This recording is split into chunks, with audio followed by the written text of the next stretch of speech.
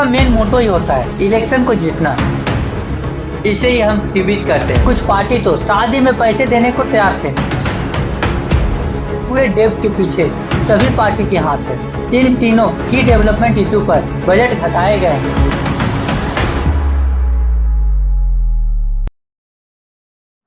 मैं माँ बहन को 2500 रुपया पर मंथ दूंगा, स्टूडेंट्स को 1000 रुपया पर मंथ दूंगा, फ्री बिजली, फ्री पानी, साइकिल, लैपटॉप, यहाँ तक कि फ्री में ट्रेवल भी दूंगा, लेकिन रोजगार, डेवलपमेंट और एजुकेशन नहीं दूंगा।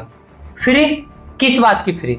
ये तो वही पैसे हैं ना जो हम लोगों के द्वारा टैक्स में दिए गए हैं, और आप इस पैसे को अपने इलेक्शन जीतने के लिए यूज कर रहे हैं और एक अच्छा सा टैग लगा दे रहे हैं वेलफेयर स्कीम, और हर जनता को मूर्ख बनाते फिर रहे हैं कि मैं फ्री में सब कुछ दे रहा हूँ। असल तौर पर हर 5 साल में ये जितने भी फ्री के स्कीम आते हैं, हर एक स्कीम जनता को मूर्ख बनाने के लिए ही आते हैं, और इसमें जनता मूर्ख बनती भी है। ये जितने भी नए नए स्कीम हैं, हर एक स्कीम गरीब को ऊपर उठाने के लिए नहीं और ही ज़्यादा खाई में धकेलने के लिए आती है। क्योंकि अगर गरीब को पढ़ाई और नौकरी दे देंगे तो यह नेता मूर्ख किसे बनाएंगे। और ये इलेक्शन से पहले जितने भी फ्री के जुमले होते हैं, इसे ही हम फ्रीबीज कहते हैं। और अगर मोदी जी के भाषा में बोले तो फ्री की रेवड़ियां। आजकल हमारे देश में मुफ्त की रेवड़ी बांटकर वोट बटोरने का कल्चर लाने की भरसक कोशिश हो रही है, जिसे मोदी जी भी बांटते हैं। आज नीतीश जी की सरकार सीधे 10-10 हजार रुपये नए नए रोजगार शुरू करने के लिए बहनों के खाते में जमा कर रहे हैं। ये फ्रीबीज क्या होती है? इससे जनता, सिस्टम और कंट्री पर क्या इम्पैक्ट पड़ रहा है? ये फ्रीबीज धीरे धीरे करके कैसे हमारे कंट्री को खोखला बनाते जा रही है, आज हम बात करेंगे इस वीडियो में। तो चलिए शुरू करते हैं। Free gifts, freebies, cash incentives, and even liquor. The economy is losing money due to freebies and freebies, social welfare schemes, freebies or freebie culture. About freebies has received a big blow.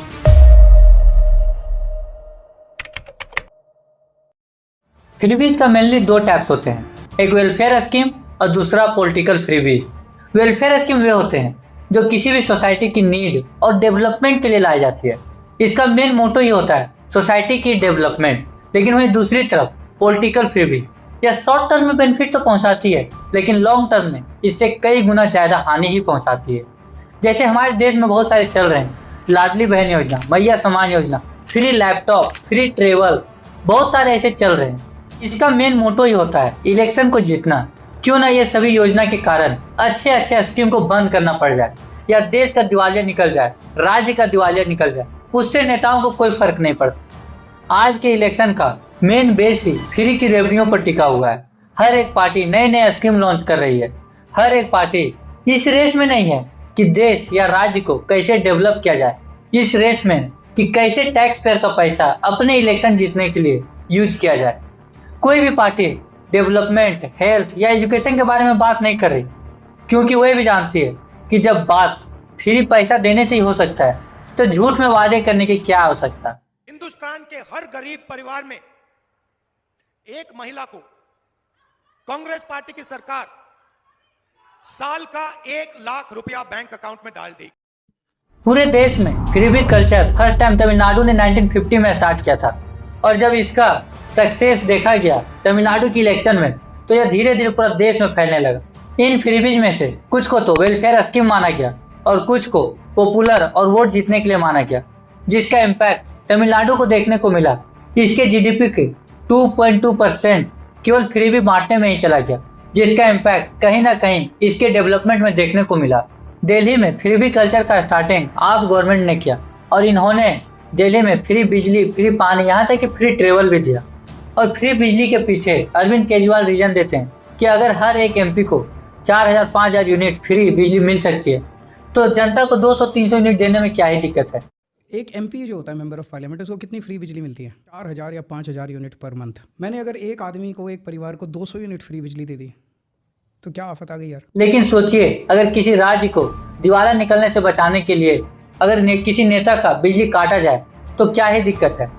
अगर उन्हें free बिजली मिल रही है तो उनका काटो ना यार, क्या ही दिक्कत है। उनको पेमेंट मिल रही है तो उन्हें अपना बिजली बिल खुद से पेमेंट करने दीजिए, और जो जनता है उन्हें आप कमाने का अवसर दीजिए, उन्हें जॉब दीजिए ताकि वे अपना बिजली बिल खुद से पेमेंट कर सके। ये क्या मतलब हो गया कि अगर उन्हें फ्री मिल रही है तो इन्हें भी दे दिया जाए? इस तरह तो पूरा राज्य का दिवाला ही निकल जाएगा। ऐसा नहीं है कि केवल आम आदमी पार्टी ही कर रही है। अभी दिल्ली इलेक्शन में देख लीजिए, हर एक पार्टी एक से बढ़कर एक स्कीम निकाल रही थी। कोई महिलाओं को 2100 देने को तैयार था तो कोई महिलाओं को 2500, कोई फ्री बिजली, फ्री पानी, फ्री ट्रेवल, यहाँ तक तो ठीक था। लेकिन कुछ पार्टी तो शादी में पैसे देने को तैयार थे, बुजुर्गों का पेंशन बढ़ाया जा रहा था, और यहाँ तक बुजुर्गों को फ्री में तीर्थ यात्रा करवाया जा रहा था। मतलब समझिए तो हर एक वोटर्स के लिए एक स्कीम तैयार थी। बस कमी थी तो युवाओं की जॉब और राज्य की डेवलपमेंट के बारे में बात करने की, नई स्कीम निकालने की। इसका नतीजा यह हुआ कि दिल्ली का पहली बार 31 सालों में फाइनेंशियल ईयर 2024-25 में रिवेन्यू डेफिसिट हुआ, यानी कि कमाई से ज़्यादा खर्च। 2013 में आप गवर्नमेंट ने दिल्ली में फ्रीबी कल्चर स्टार्ट किया था, और इसका सक्सेस को देखते हुए बाकी पार्टी भी, कांग्रेस, बीजेपी भी फॉलो ऑन किया, और तब से आज तक दिल्ली का कैपिटल स्पेंडिंग लगातार घटते जा रहा है। जहां 2012 में दिल्ली का जीएसडीपी परसेंटेज 1.2% था, वहीं आज 0.5% पर रह गया। यानी कि दिल्ली के नेता लोग तो फ्री की रेवड़ियों पर बहुत काम कर रहे हैं, लेकिन दिल्ली की डेवलपमेंट पर बहुत कम। फ्री की रेवड़ियों पर तो बहुत खर्चा हो रही है, लेकिन वहीं दूसरी तरफ दिल्ली के लिए लॉन्ग टर्म रेवेन्यू जनरेट करने वाले प्रोजेक्ट पर बहुत कम, क्योंकि लॉन्ग टर्म रेवेन्यू जनरेट करने वाले प्रोजेक्ट के लिए समय लगेगा और लोगों को चाहिए तुरंत रिजल्ट, जिसका फायदा नेता लोग भी उठा रहे हैं। फ्री में सब कुछ दे रहे हैं, रिजल्ट तुरंत देखने को मिल रहा है, जिससे राज्य कर्ज में डूबेगा तो क्या दिक्कत है। 5 साल के बाद दूसरा सरकार आएगी, उसके ऊपर गलती दे दिया जाएगा, लोग भी भूल जाएंगे, नेक्स्ट टाइम फिर से आया जाएगा, फिर से लूटा जाएगा, फिर से फ्री में दिया जाएगा। अभी रिसेंट ईयर में दिल्ली का लगातार फिस्कल डेफिसिट हो रही है, लेकिन फिर भी अभी की रिसेंट बीजेपी गवर्नमेंट फ्रीबी को खत्म नहीं कर रही है, बल्कि उससे भी बढ़ा के दे रही है। एक चाइनीज फिलोसोफर लाओ जू का स्टेटमेंट है, give a man fish and he can eat for a day, teach him how to fish and he can eat for a lifetime. लेकिन यहाँ के नेताओं का तो अपोजिट सोच है। अगर लोगों को जॉब नहीं देंगे, उन्हें फ्री की सुविधा देंगे, तभी तो वे लोग हम पर डिपेंड रहेंगे और उसका फायदा हम उठा सकेंगे। पंजाब अभी लगातार कर्ज में डूबती जा रही है, जहाँ पंजाब के ऊपर 2014-15 में 1.12 लाख करोड़ डेब्ट थी, वहीं आज 2025-26 में 4.17 लाख करोड़ डेब्ट है, यानी 3.5 टाइम से भी ज्यादा। और इस पूरे डेब्ट के पीछे सबसे बड़ी रीजन है फ्रीबीज की, फ्री ट्रेवल, फ्री बिजली, मंथली कैश ट्रांसफर जैसे अनेक। और सबसे मजे की बात, इस पूरे डेब्ट के पीछे सभी पार्टी के हाथ है। 2012 और 2017 के बीच में अकाली दल और बीजेपी अलायंस की गवर्नमेंट थी। 2017 से 2022 तक कांग्रेस की गवर्नमेंट थी, और 2022 से अभी तक आपकी गवर्नमेंट थी। लेकिन अभी तक पंजाब का 2025-26 बजट देखे तो पता चला डेब्ट में रहने के बावजूद पंजाब का 18% बजट पावर सब्सिडी में चला जाता है, यानी फ्री इलेक्ट्रिसिटी में। लेकिन वहीं रूरल डेवलपमेंट में मात्र 1.3%, हेल्थ में 4.6% और एजुकेशन में 13.1%। पिछले वर्ष से कंपेयर करेंगे तो इन तीनों की डेवलपमेंट इशू पर बजट घटाए गए हैं, लेकिन वही फ्रीबीज के ऊपर बजट बढ़ाए गए हैं। झारखंड का भी यही हाल है। झारखंड का टोटल बजट का 11% केवल मैया सम्मान योजना पर जाता है, यानी ओनली 1 स्कीम के ऊपर। यह जो बजट है भले ही एजुकेशन से कम है, लेकिन इसका इम्पैक्ट एजुकेशन पर बहुत ही ज़्यादा देखने को मिल रहा है। झारखंड में 1 सालों से कोई भी स्टूडेंट्स के ऊपर स्कॉलरशिप नहीं दिया गया है। इसके लिए लगातार प्रोटेस्ट हो रही है, लेकिन गवर्नमेंट को कोई दिक्कत ही नहीं हो रही है। गवर्नमेंट उसका जवाब भी नहीं दे रही है। दिक्कत भी क्यों हो, जब झारखंड का एजुकेशन मिनिस्टर ही 10th पास बनता हो तो एजुकेशन कोई मुद्दा ही नहीं बनता है इलेक्शन के लिए। ऐसा नहीं है कि इस इम्पैक्ट से केवल झारखंड, दिल्ली और पंजाब ही जूझ रहा है। इस इम्पैक्ट से लगभग देश के हर एक राज्य जूझ रहे हैं। वेस्ट बंगाल लगातार कर्ज में डूबती जा रही है। महाराष्ट्र, केरला, आंध्र प्रदेश, तमिलनाडु जैसे अनेक राज्य हैं, और हर राज्य के पीछे एक कॉमन रीजन मिलेगा, फ्रीबी। अभी बिहार में इलेक्शन हो रही है, और आप एक बात को गौर कीजिएगा, लगभग हर एक पार्टी के मैनिफेस्टो में एक चीज़ कॉमन मिलेगा, फर्स्ट पेज पर फ्रीबी के बारे में। और यह जितने भी फ्री के चीज़ें हैं, बिहार के लोगों को यह समझना होगा कि यह फ्री की चीज़ें उन्हें डेवलपमेंट करने के लिए नहीं है, उन्हें और ही ज़्यादा गरीब और लेजी बनाने के लिए है। एक तरह से बोले तो बिहार की डेवलपमेंट की कब्र खोदी जा रही है। अब प्रश्न उठता है कि इसका सबसे ज़्यादा असर कहाँ पड़ता है और इसका सबसे ज़्यादा नुकसान किसे झेलना पड़ता है। तो इसका सिंपल सा जवाब है, इसका सबसे ज़्यादा नुकसान जनता और अर्थव्यवस्था को झेलना पड़ता है। एक्चुअली फ्रीबी एक शॉर्ट टर्म कंफर्ट है।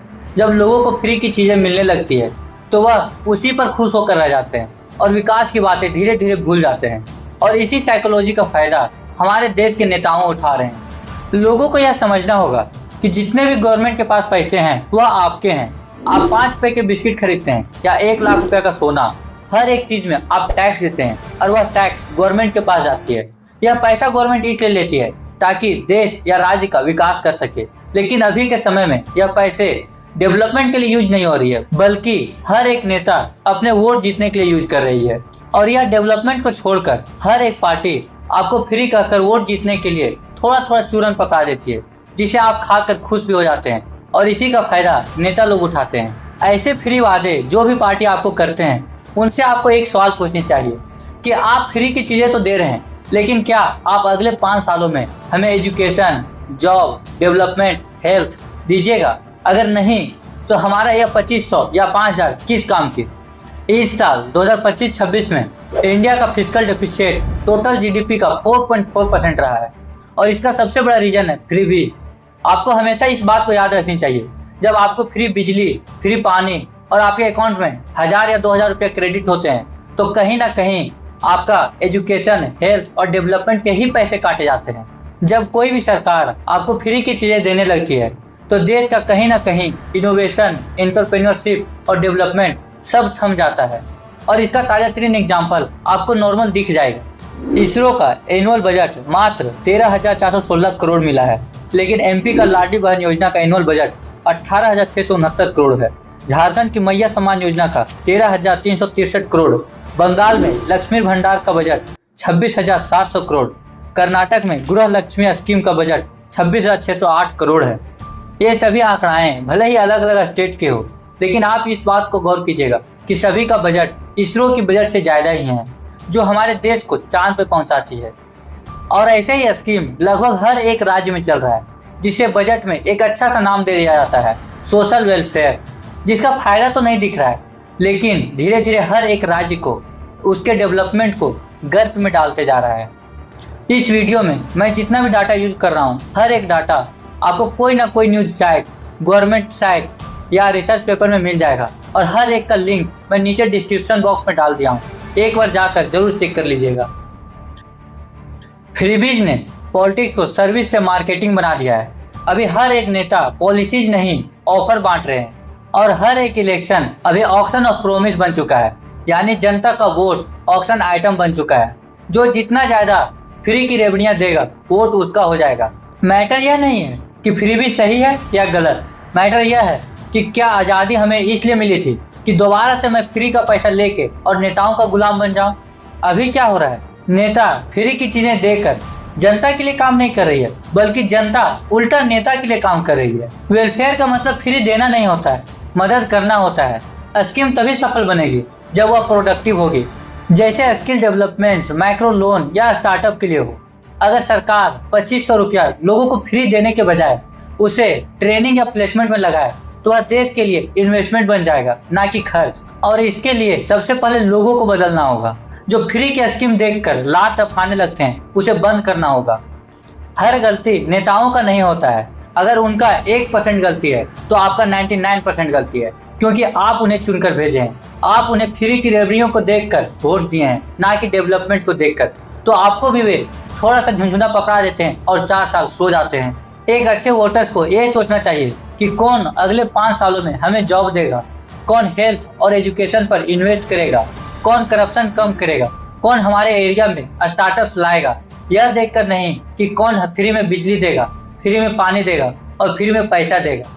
फ्री में दिया हुआ पैसा कभी ना कभी ख़त्म हो जाती है, लेकिन एजुकेशन और एम्प्लॉयमेंट हमेशा ज़िंदगी भर पैसा देती रहती है। यह बात इतनी भी छोटी नहीं है कि इसे चाय की टेबल पर बात करके ख़त्म कर दिया जाए।